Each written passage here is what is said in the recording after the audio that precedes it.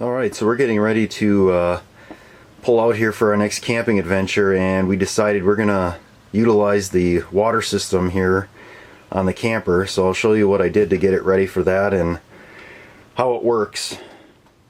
So the first thing was the system was all full of antifreeze, because that's what they do to winterize it, and this filter housing here was all full of antifreeze, so you need to get that out before you do anything else.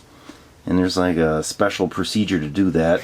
And there wasn't a filter in there. They pulled a filter out, filled the system with that antifreeze or whatever, and then you got to drain it out in the spring when you want to use the water system. So I'll show you how I did that. I did have to purchase the filter. That was a 5-inch filter. I got that off Amazon. And let's take a look at it. So what I did was fill up this tank here with water, and we turned the water pump switch on and then the faucet on, and a couple things happened. One, the water wouldn't come out of the faucet.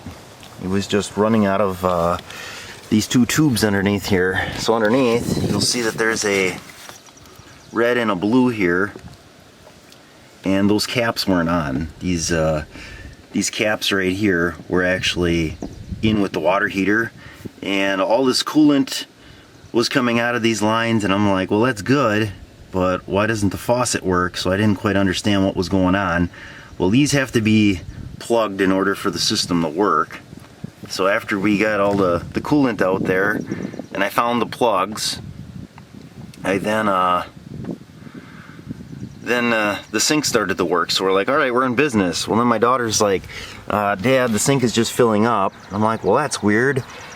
So I'm looking at this here, and I'm like, well, this is for the city connection here, and then it says low point drain. I'm like, okay, well, where's the drain? I'm underneath here looking, and I'm like, there is no drain. So then I'm like, well, what's this for? So I take this off, and this is the drain for the sink. So you take this off, and then you could, what am I doing here? You can actually connect the hose, and then that would run your gray water or whatever away. So I learned a little bit about it. Like I said, I wasn't real familiar with how that all works. So this is the water heater, and we don't have the anti-rod in to actually put any water in the tank. I'm still not quite sure how that fills, because we filled the tank up completely and turned on the water pump, so there must be the switch for the water heater must have a separate pump that fills that. But we're not going to mess with that on this trip. We're just going to use the water. And then to the left of that, there's a hose with a sprayer unit, and the way this works, this is just basically like a air compressor fitting. You push that in. Once that's pushed in, it's on. As long as the pump is on, it's going to be pressurized.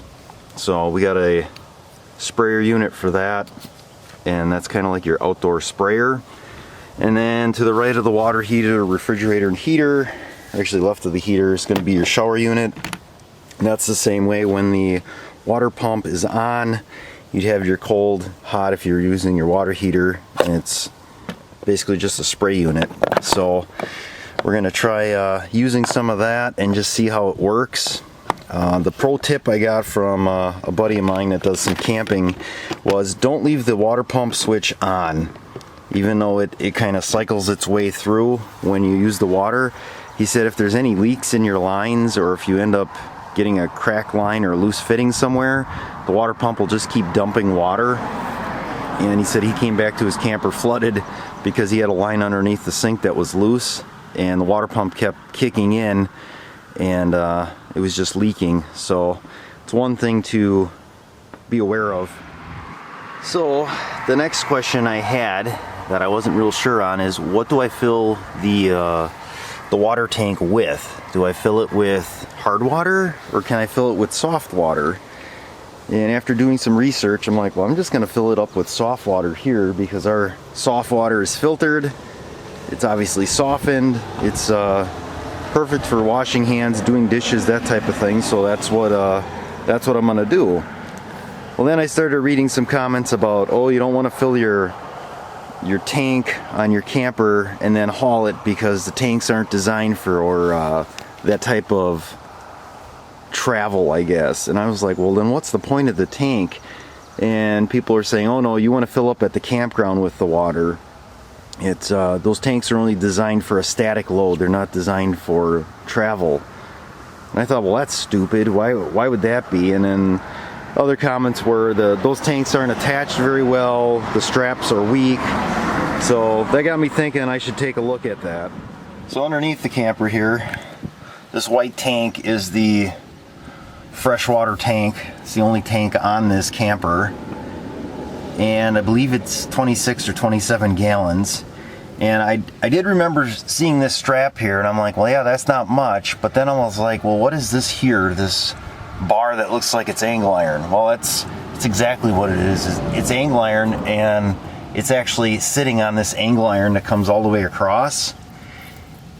And there's the same type of angle iron that runs across the front of it as well. We'll take a look at that.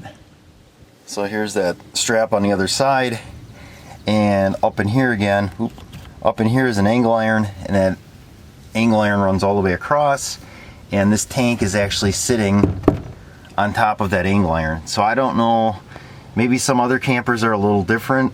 I really don't have an issue with filling this thing up with water. It's only about 260 gallons, or 260 pounds if it's a 26 or 27 gallons. So that's not a ton of weight, and I would think that this should hold it in there just fine. I can't imagine that being an issue. It's obviously not going to overload the trailer. It's got a 3,500 pound axle. There's not much weight to this trailer. So that's what I'm going to do. We're going to fill it up, and we'll see how that goes. All right, so we've made it to Wyalusing State Park. We had a detour along the way, and we made 2 bathroom breaks, so it took us a little longer than what the scheduled time was. I think we were closer to about 4 hours from our house, but we made it, and we're ready to get checked in here. All right, so we gotta do a little maneuvering here to get in. Everything is very inclined, and if you can see, the site that's next to us is down quite a bit, but everything is extremely hilly here. So we did some adjusting here, but it looks like a really nice park otherwise. Pretty good haul. The one thing I always like to check on the trailer whenever we stop, just to see how warm the tires are and the bearings, and bearings are pretty warm. I don't know how warm they should be, but you can keep your hand on the bearing, but it's pretty hot. It's pretty warm. So I don't know, if anybody knows, let me know how warm the trailer bearings should be. I greased them pretty good before we left.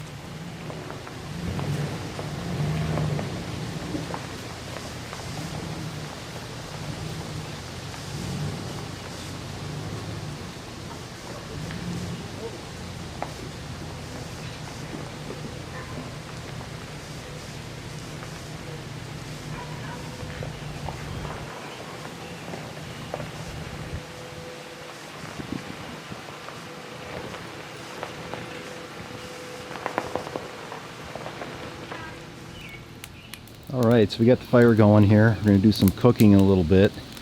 And we are right on the bluff here.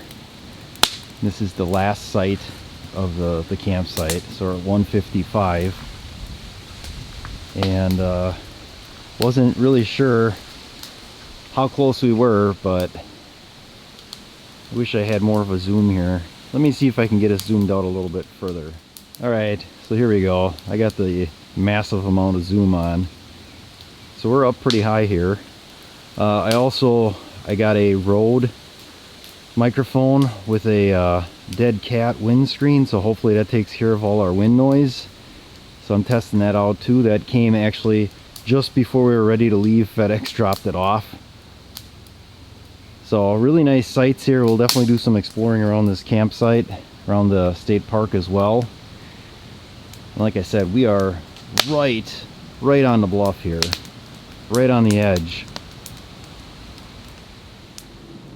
Alright, so we're in one of the shelters here.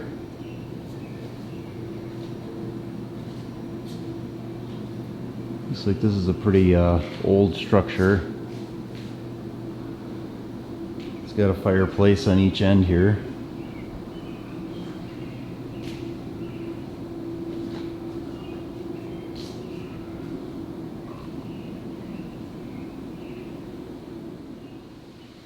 Alright, so that's where we just were, in that building up there.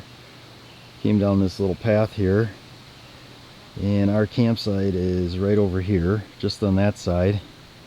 And if we come around, we'll take a look at the view we got over here. Alright, the wind has finally died down here a little bit. We're looking out, this is over the Wisconsin River here. And in the distance you'll see that there's a town or city. That's Prairie to Chien. And from our campsite, my son was saying, it looks like an airport over there. And it is. There's an airport and there's also a Walmart that we can see from our campsite here, from the Wisconsin River. And if we go down a little bit further, that gets us to the Mississippi where these two meet up, and then that'll also, the other side would be Iowa then. Alright, I turned up the zoom here. You can see every once in a while we'll hear a train coming through. There's a train track right here. Comes across.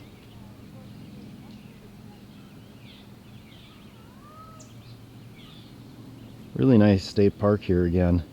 We've lucked out, we've hit some really nice ones. Way in the distance there's another bridge there.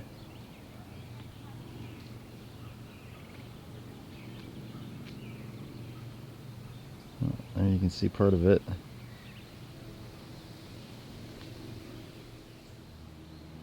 So it's hard to see, but the Prairie to Chien Walmart is going to be right in here. Just that you can make it out to get the orange on the side and the blue Walmart sign there in the front. The airport is going to be right in front of that, I think. Yeah, right in here, I think. Yep, there it is. You can see the runway.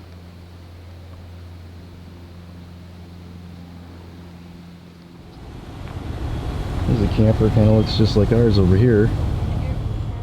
And here's another one. That one is exactly like ours. Has the front storage and everything. Must be a popular unit. There we go. So this is the site side here. So you can see you got some really nice views looking out over the Wisconsin River.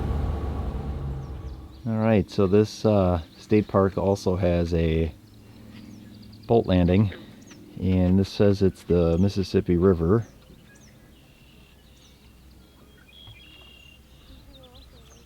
And we're on the fishing pier here. And if we look up here, the kids were thinking this is where we were, but I'm pretty sure we're on the other side of that.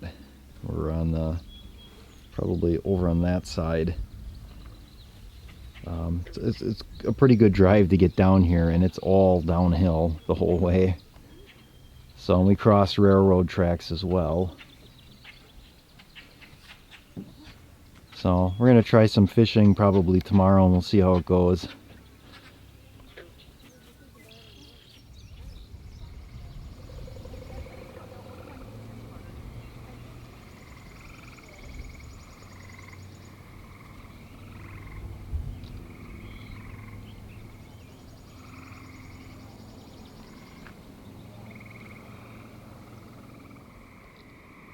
Alright, so that's going to end the first day.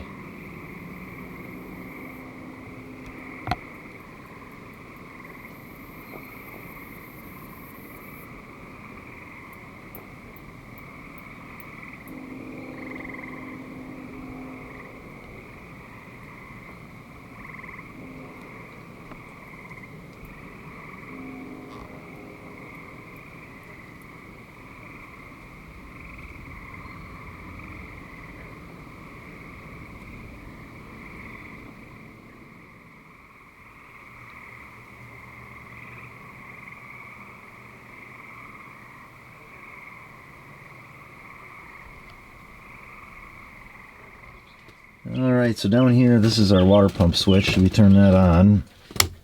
That'll be to operate the faucet here. One thing to note, the drain doesn't have a P-trap or anything, it's just a hose. And it's pretty small, so you don't want to run a lot of like food particles down because you'll block up the hose. But turn the water on, you hear the pump kick in, and the pump will run the entire time that the faucet's on, catches up, and then it turns off. And like I said, there's no trap and there's no air, so it takes a little while for the water to go down or whatever. But so far it's been working out pretty well. Haven't run out of water or battery yet, so we'll see if we make it through the entire trip. All right, and this is the end of the second day here. And then we're looking over Prairie to Chien, and there's about 6,000 people that live there. I don't know if we can pick it up or not. Oh, you can just see there are the lights for the runway for the airport. So it's real peaceful, just overlooking the city from here.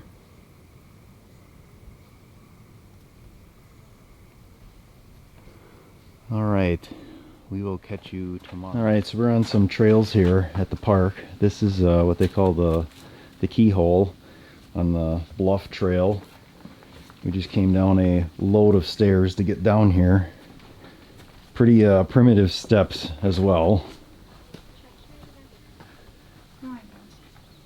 Some pretty unique things. We're headed to the treasure cave. Alright, so we have a ladder of sorts we have to go down, and then it looks like over here we have a ladder that takes us back up again, and that must be the treasure cave. Alright, I'm just going to do a little look out here. There's some pretty steep drop-offs. This is really sketchy. You can actually feel the cold air coming down the steps here. A cool breeze. Alright, it is really, really comfortable in here.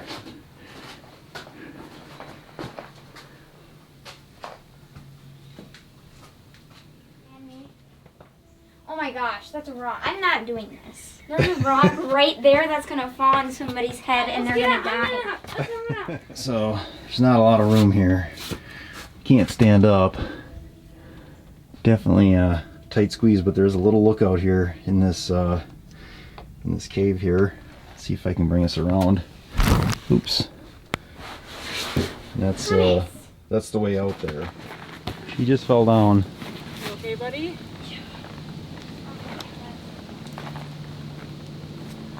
This here drops off pretty good, pretty quickly. We got no railing on this one. All right, we're still on the Bluff Trail here. I think this is a shorter one. It's I think about a half mile or less. It's not too bad, but there are no railing or anything to the side. You just have some vegetation that looks like it would stop you, but probably not. You probably would fall a pretty good distance. And I would say this is pretty true to its name, that this is definitely a bluff trail.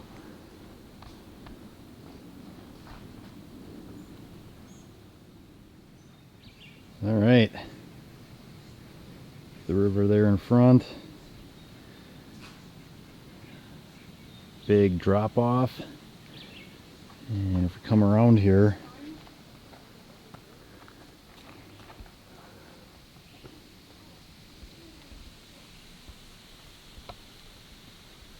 goes up quite a ways, so we're down quite a ways.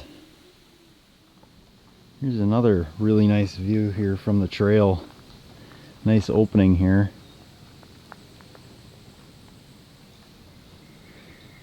They got a nice description too of the landmarks you can see from the lookout on what you're seeing. So some of the bridges, one of the bridges is in Iowa, another one I don't recall now, but it has all the major features that you can see, and kind of where they are, which is kind of interesting.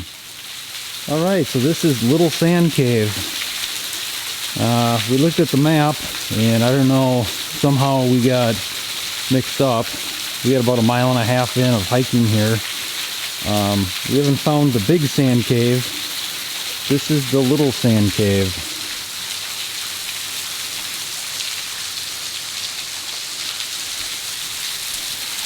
So we'll have to keep walking here and see what we can find. All right, so we made it to the Big Sand Cave. Seems big, just not as much water coming down the way it looks. Nice and cool in this area though.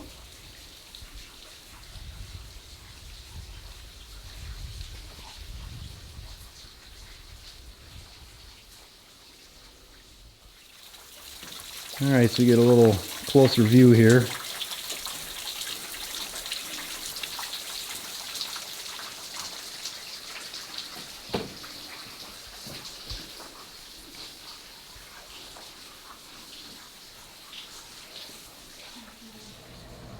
Alright, so this ends the 3rd day. Hopefully it's not too windy on the mic. I haven't checked it yet. I've been using a new mic with a dead cat, so hopefully that helps cut down on some of the wind noise. But this is the concession stand here, where they got firewood, ice, fly swatters, cold beverages, all sorts of ice cream, snacks, anything really you forgot, they have it here. And it was within walking distance for us, so that was nice. And I would just send the kids with some money, and they'd go get their treats, and they learn a little bit about how to make change and make sure they have enough money for whatever they were going to buy. So really nice time, and it looks like we're going to beat some weather tomorrow. They're talking some pretty wicked storms moving through. Hopefully not, but if it does, we'll be on our way out of here. Alright, so we are getting ready to pack up here. We are making a very quick breakfast. There are some storms that are just to the west of us, so we're going to make up what we got left here. We just got done making the bacon, and now we're going to make a bunch of eggs, and then we'll take it down and be on our way. Alright, so we got it all packed up here, and it is just starting to rain. To give you an update, we ran out of water yesterday morning, so I had to dump in our 5-gallon containers in. Still had plenty of power this morning. I was running the fan just to get the hot air out from making the coffee. So got everything hitched up here, and we are ready to roll. I don't know if you can see it or not, but in the distance here it's getting dark, so we're gonna head for home. All right, so this is our last look.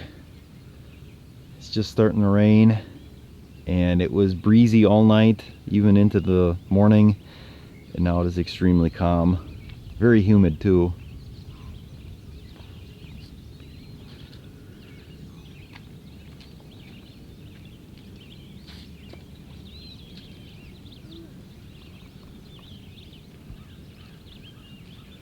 Alright, that's going to be it for now.